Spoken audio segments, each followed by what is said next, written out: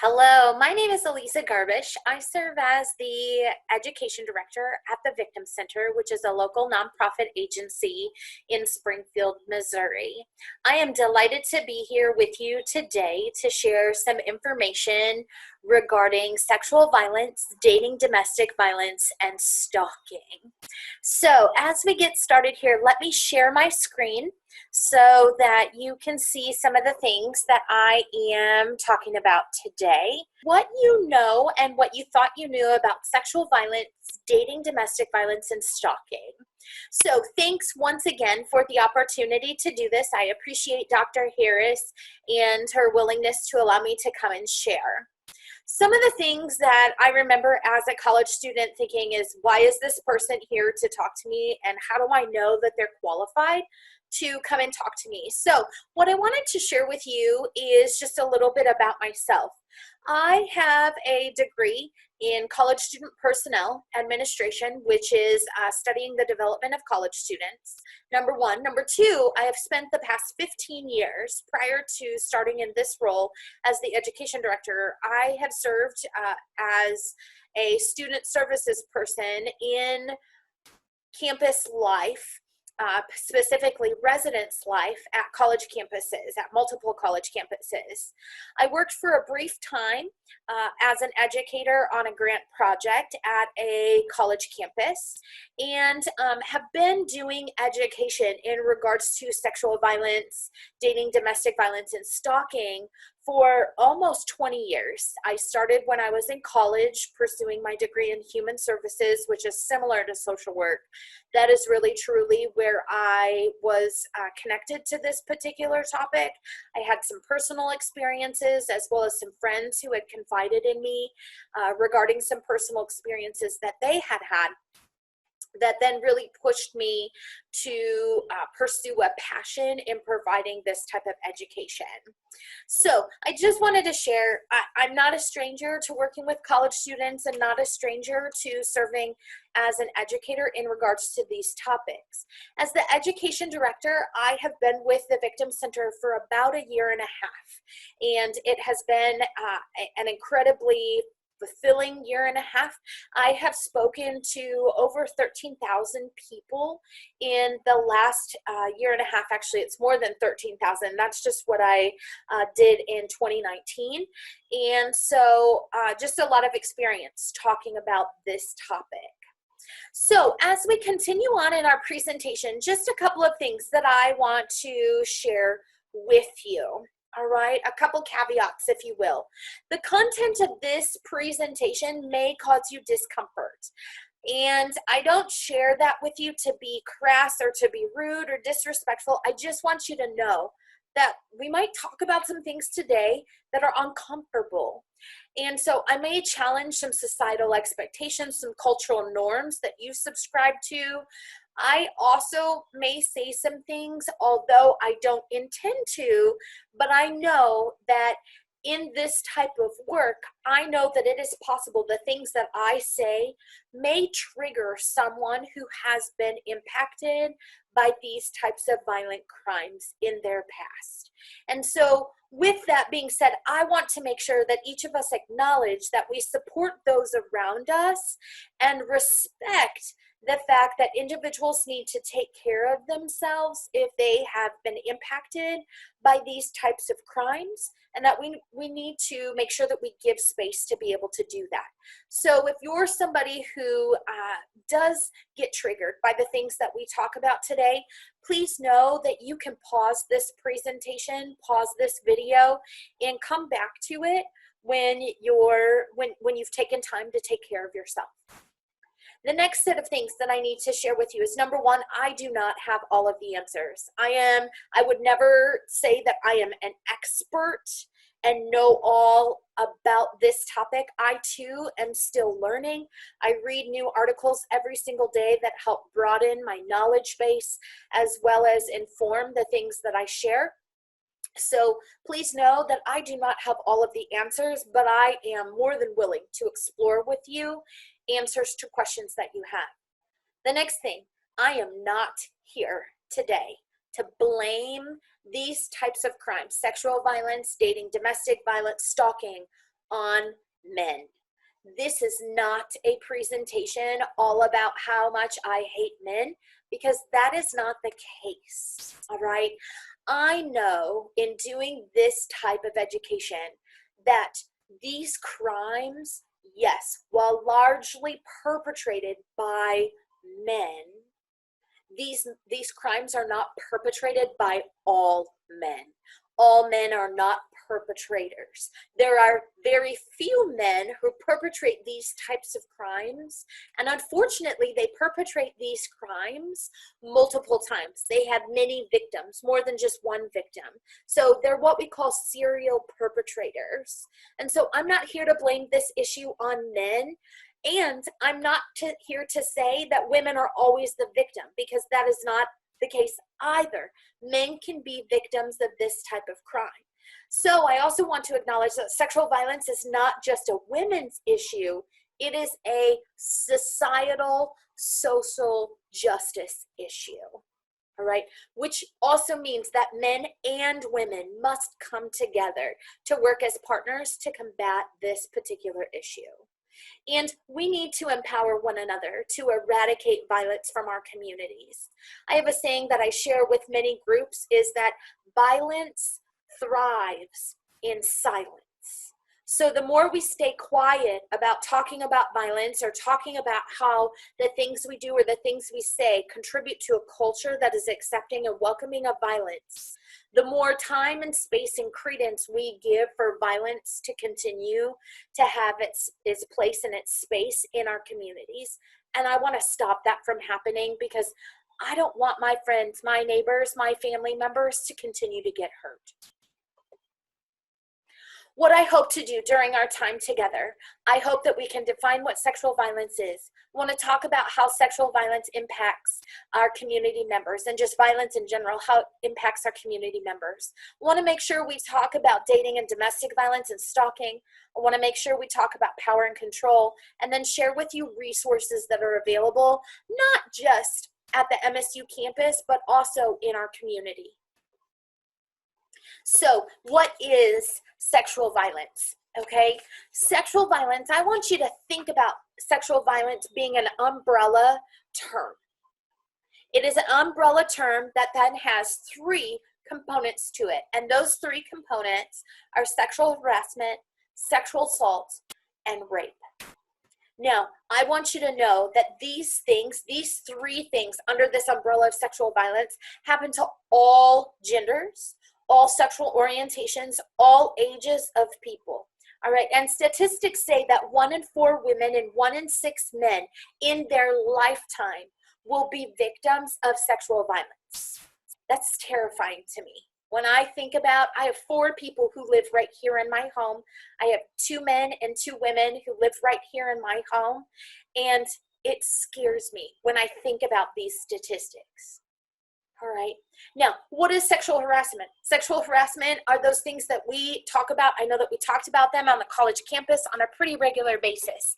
Sexual harassment, okay, those jokes about people's body, those jokes that people say in regards to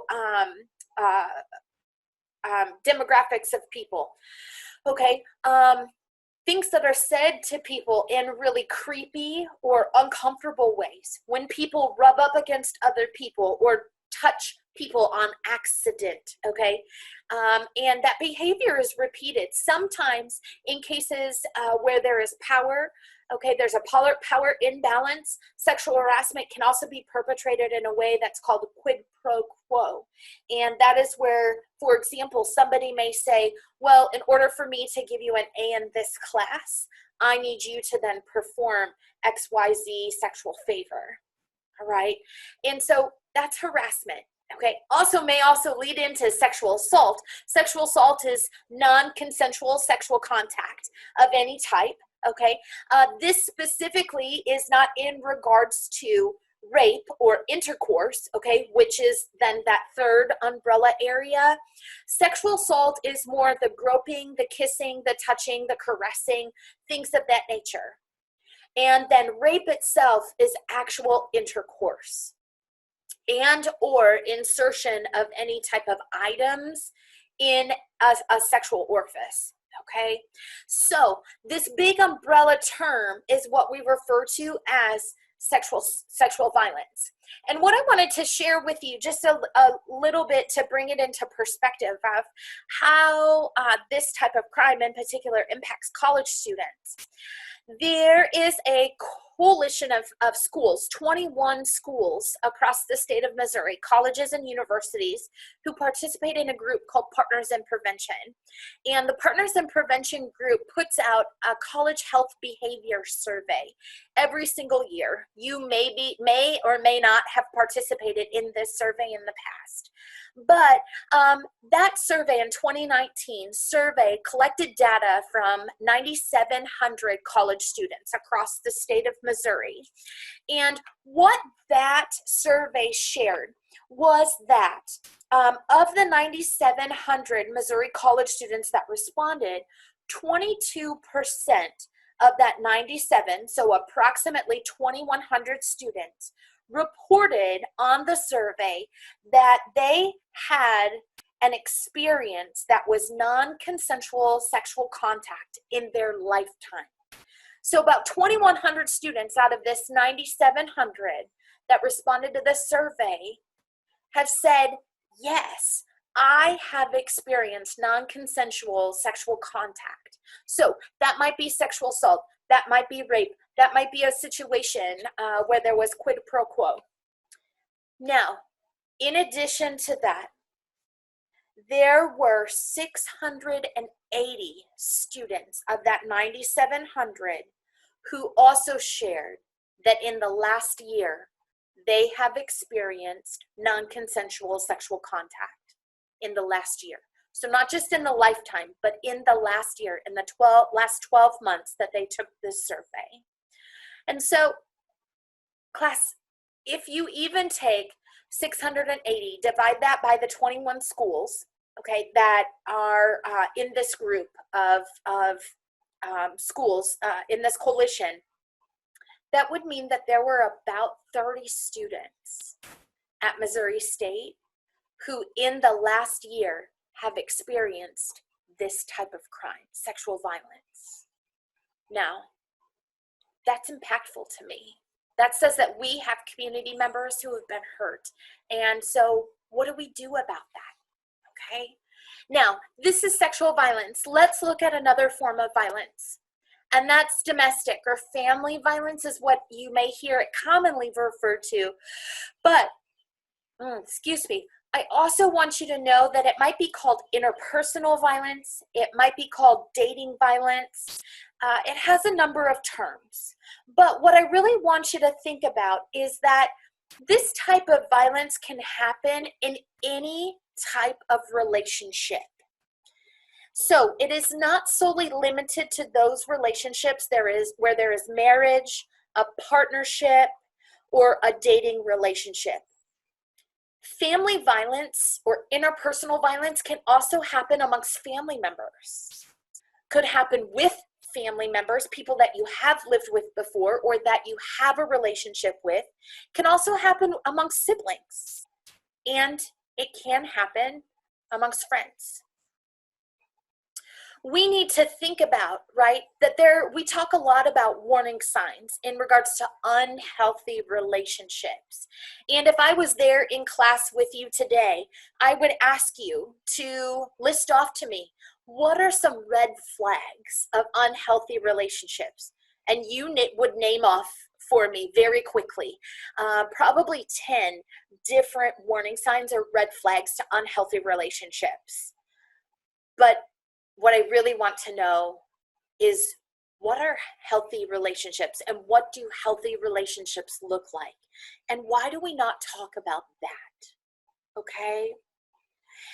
It is really important for us to know that interpersonal violence or dating violence is a real thing also among college students. So when looking at that survey that I shared with you, the data regarding non-consensual contact, that survey also shared that there are 29% of Missouri college students, 29% of the 9,700 that were surveyed, 29% of those college students surveyed have experienced abusive relationships in their lifetime. So that's 2,800 students who have experienced abuse in relationships in their lifetime.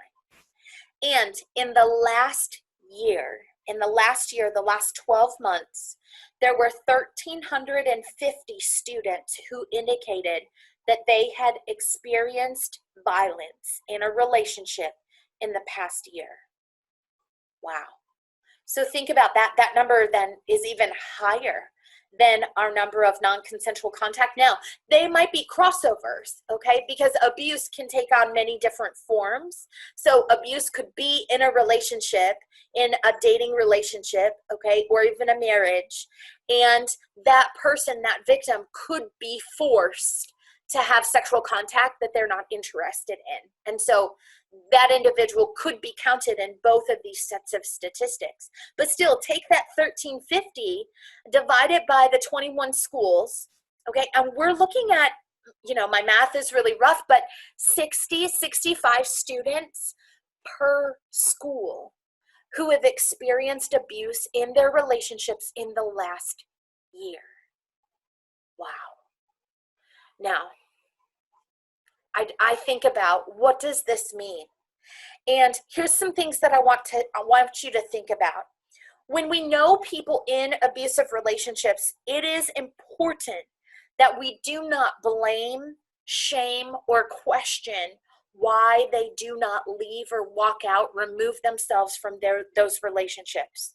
The factors to leaving an abusive relationship are incredibly complicated. And because of the power and control being used by the perpetrator, leaving those relationships is often very, very dangerous to do so.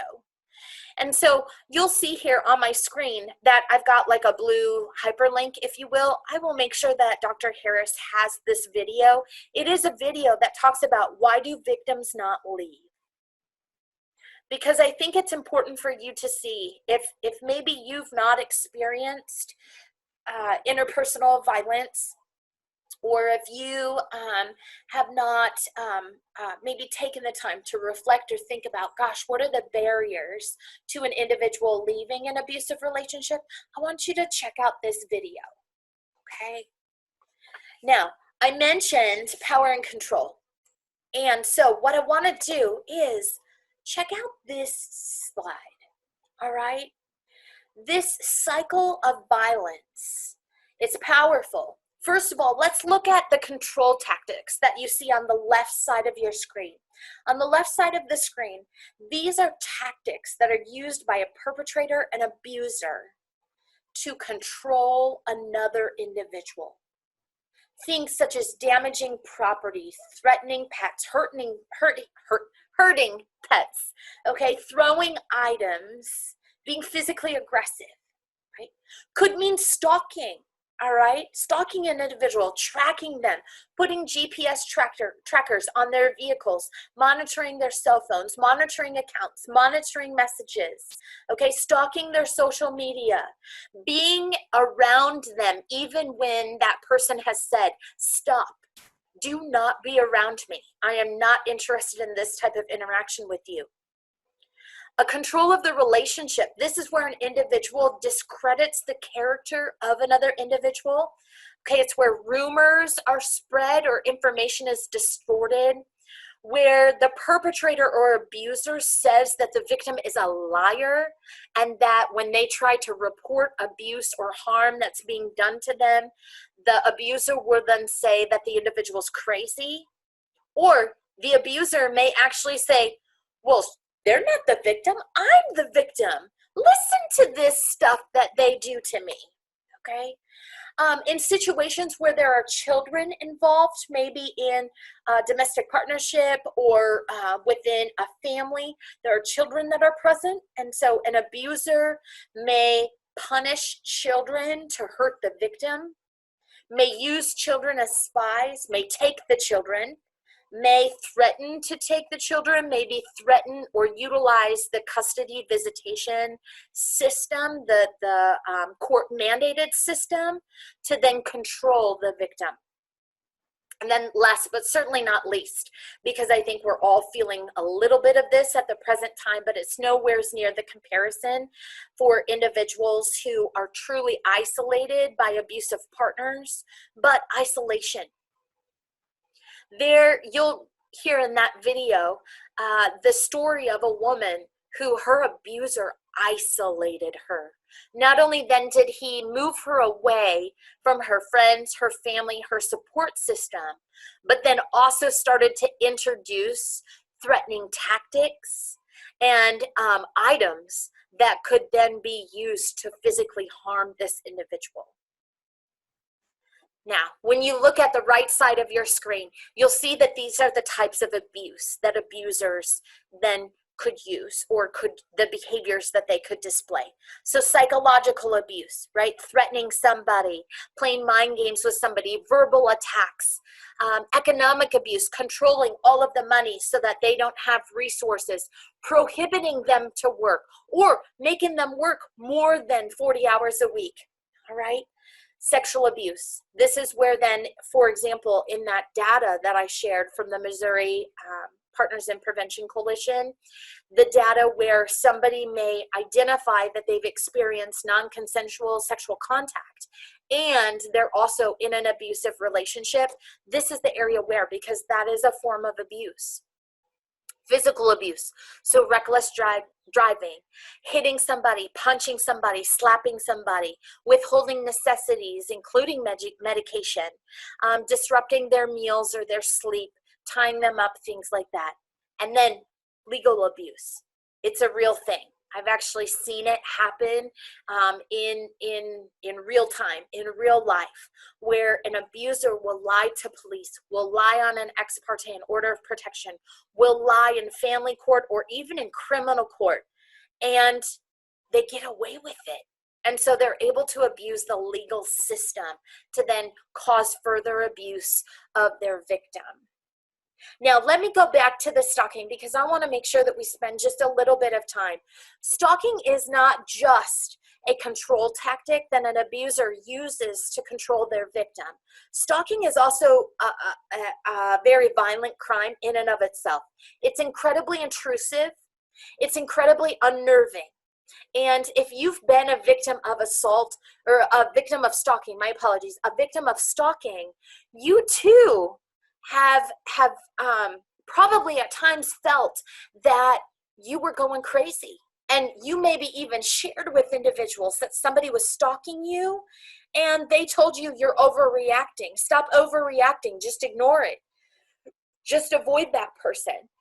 And so, friends, I want you to think about if you yourself have ever experienced being stalked, or if you have a friend or colleague, somebody in your family who has shared with you a scary situation that has unnerved them because somebody maybe has followed them, has found out where they live, where they work, is sending them gifts that are unwanted and unsolicited, etc.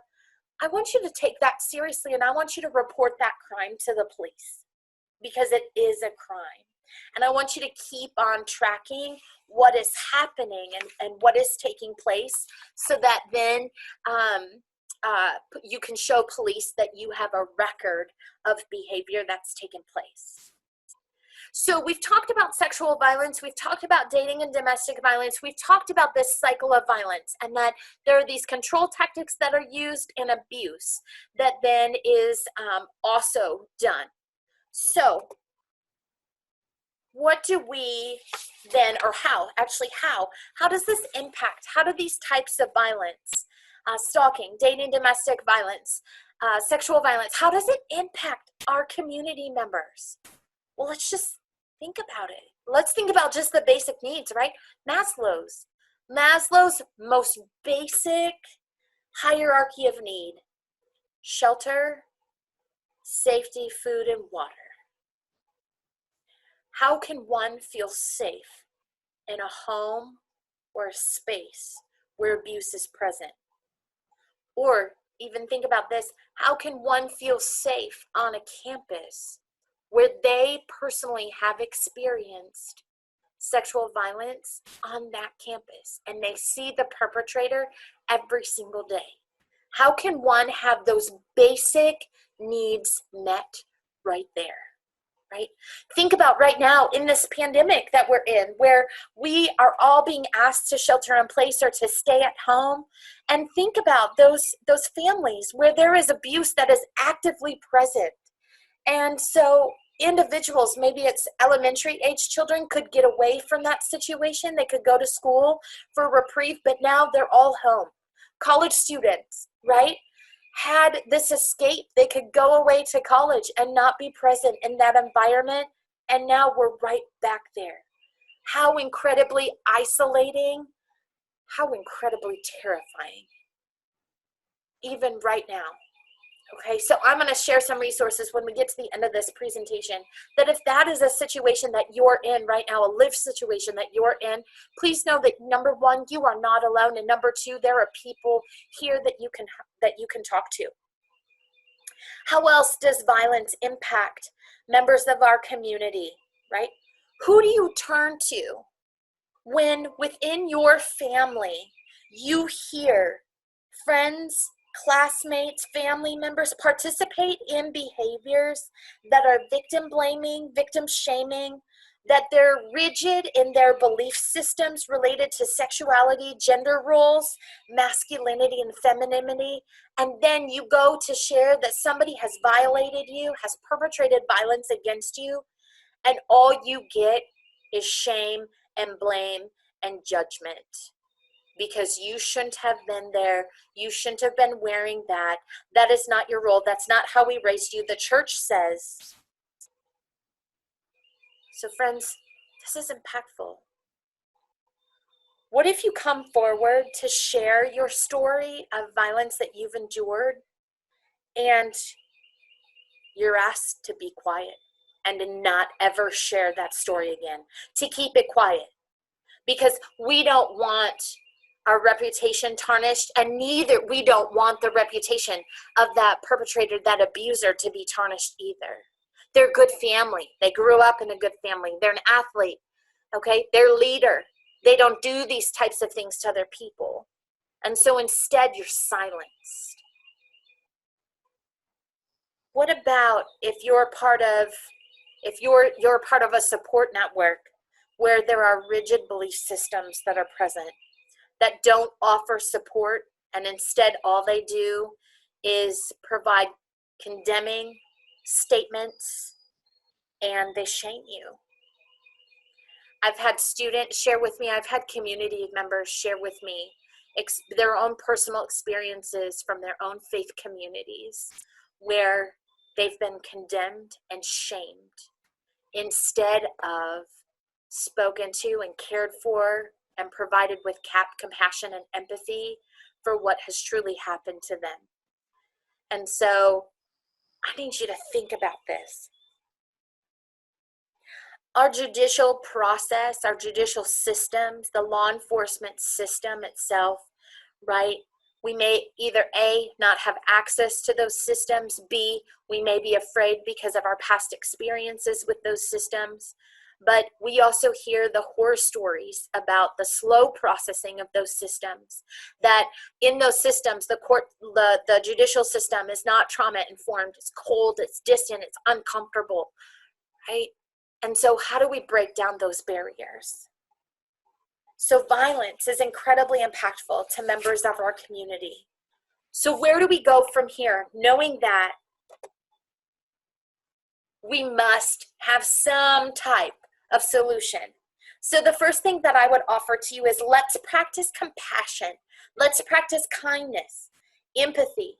Let's learn that the experience that you have had is not the same experience that another person has had. The second thing I want you to think about, and I offer as a solution, is let's teach consent at a really early age. I want to share with you a story. I have a 5-year-old niece. Her name is Sarah. She lives in Wisconsin, and I live here in Springfield. Now, I see Sarah about 2 times a year. And Sarah's my only niece, and I absolutely adore her, okay? So we spent part of winter break together. She was participating in anti-daycare. And as she was getting ready to leave to go home with her mom and dad, she got very upset because I was not coming home with her. I needed to come back to Springfield. And so I asked Sarah, hey, Sarah, can Auntie have a hug and a kiss before you leave? And then I'll see you next time, okay? And she looks at me and she says, no, I don't want a hug or a kiss from you. Now, I said to Sarah, you know what? That's okay. That's quite all right. That's all right. Auntie doesn't want a hug and a kiss, so that's okay. I'll see you next time. Please know that I love you. Well, at the same time that I was saying this to Sarah, because I'm a firm believer that even at 5 years old, she's the owner of her body. And so if she doesn't want a hug and a kiss, she doesn't have to have one. But at the same time, my sister, her mom, was then saying to her, Sarah, now you get over there and you give Auntie a hug and a kiss. Now I had to do some really quick intervening, and I looked at my sister, and as lovingly as what I could say, I said to my sister, Amanda, it's okay. I don't need a hug and a kiss. If she doesn't want to give me, if Sarah doesn't want to give me a hug and a kiss, I'm all right with that. It does not hurt my feelings. It's okay. She can decide whether or not she wants to do that. And my sister backed down.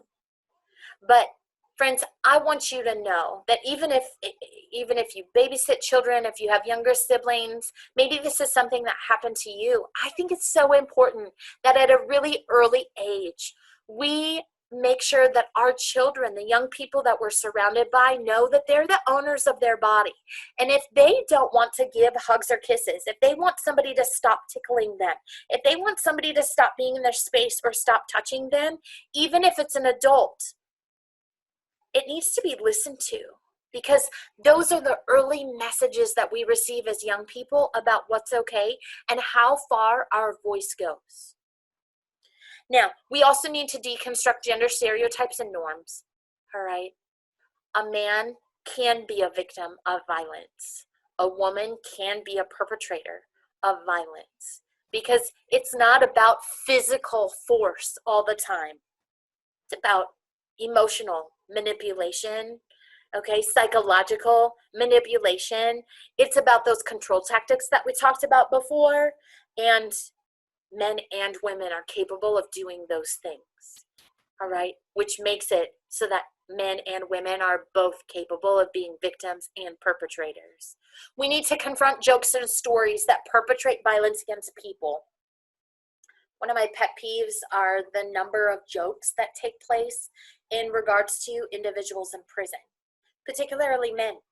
Men in prison, don't drop the soap in the shower. And then you can fill in the rest of the blank, okay?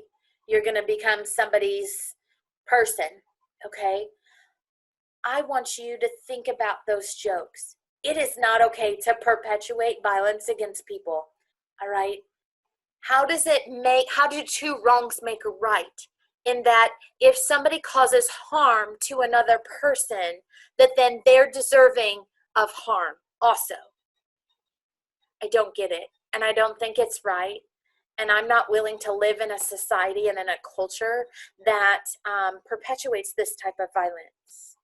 If you're concerned about a friend in a relationship that you might be concerned that it's abusive, ask and stick around for the answer, and stick around for the multiple attempts for that person to leave, and don't run away, all right? And then last but certainly not least, be an active bystander. Don't just watch violence happen, do something about it. Anything to disrupt the cycle and to disrupt the violence from happening. If that means that you call 911, call 911. If that means that you call Children's Divisions or Children's Abuse Hotline to report a concern about a kid that you see in your neighborhood who's walking around at 8 o'clock in the morning with no clothing on, okay, and they're unaccompanied, call the Child Abuse Hotline. If you're concerned about somebody, do something about it. Don't just stand around and say, it's none of my business. My hands are up. I don't have anything to do with this. Please, let's be better community members to one another. Let's be active bystanders to disrupt this cycle of violence. And much like this slide ahead of this one, I'll share with Dr. Harris the clips that are associated with these particular hyperlinks that are videos. Our next slide, right? What do you do? What are you going to do after hearing this presentation today, after thinking about the context of your class, right? Where you're talking about diversity, you're talking about barriers, you're talking about how can you make a difference in other people's lives, utilizing your own privilege to break down barriers for others. I want you to think about this in regards to violence. What are you going to do? What is the action that you will take? We all have a role and responsibility to do something. And what will your something be? And I want you to really, truly think about that. What will your something be? Now, I want to share with you a few resources as we wrap up our time together. The first thing I want to share with you is that this presentation is being brought to you from a collaborative grant project that the Victim Center is part of, along with Harmony House, and then Missouri State and OTC. And this project is called Project Heal. It's Project Help, Educate, Advocate, and Listen. And what we do is we provide the Missouri State and OTC campus with activities and events that are designed to cultivate and support and sustain an academic environment that's free from sexual assault, dating and domestic violence, and stalking. How we do that as part of Project Heal, we have a coalition of men who are coming together to engage men's voices in this conversation. We are working on developing a peer-to-peer education, prevention education program. There's a focus on making sure that we are engaging, impacting, and having the voices of underrepresented student groups in our programming. And then we also collaborate with local law enforcement and the victim service agencies like the Victim Center and Harmony House to have these presentations. In addition to that, just a little bit about the Victim Center. I mentioned before that maybe you yourself have experienced violence. Maybe you're part of those statistics that I shared from the Missouri Partners in Prevention group. And I want you to know that you're not alone. Because of this pandemic, our center is physically closed to public interaction, if you will. People coming into our center, our physical location, but all of us as employees, we're all working from home. And so that means that our 24-hour crisis response line is open and it's being answered 24 hours a day, 7 days a week by staff advocates and volunteer advocates. If you've experienced any of these types of crimes and you need to talk to somebody, please call us. That's why we're here. And that is what we're able to do at the present time, is talk with people, provide resources. After our pandemics ends and after our COVID-19 kind of strategy closes out, where then it's safe for all of us to be interacting with one another, we'll proceed back to responding to support victims that report to law enforcement agencies and hospitals. But until then, we provide 24-hour service over the phone through our crisis line. We also support individuals in advocacy, safety planning. We provide a variety of counseling services. In addition, if there's anybody who's over the age of 22, and if you're looking for some resources or maybe a group to be part of, maybe you're looking for a way to build some additional skills in regards to thriving and coping strategies, I would invite you to give our crisis line a call, because we've got information about our Foundation for Thriving class, which is specifically for adults, and we define adults as 22 years old or older. Getting connected with this Foundations for Thriving class would then provide you with an opportunity to build on those coping skills and strategies to continue thriving. And then we also offer prevention education, and that's the area that I work in. Now, as Missouri State students, I know that you also are connected to a variety of resources on campus, including the Majors Health and Wellness Center and the Counseling Center. And I point these two out in particular because at the Counseling Center specifically, a number of their staff are trauma-informed clinicians, and they also have a full-time clinician who only sees individuals and works with individuals who have experienced trauma. So they've been, they're survivors of child abuse, they have experienced child sexual abuse or sexual assault as teenagers or even as adolescents, college students. They've grown up in environments where there was abuse present, things of that nature. And Jane is a fantastic therapist, and so she provides a lot of support to students, and you can reach out to her through the Counseling Center. Of course, there are many off-campus resources, and I would invite you to reach out if you have questions or needs. Class, thank you so very much for this time together. I wish you the very best. I know that this is a different way to provide some information, but please, if you have questions, feel free to send them to me. As I shared, I am working and I'm checking my email every day. And so, excuse me. Oh my, you are more than welcome to send me any questions that you have, or you can send them to Dr. Harris, and Dr. Harris and I can connect with one another if you've got questions that then stump her. So class, thank you so very much for your time. I hope you have a safe day. I hope that you are well, and that those who you have as support systems, I hope that they are also well, and I hope to see you back in Springfield this fall. Thank you so much, and have a fantastic day.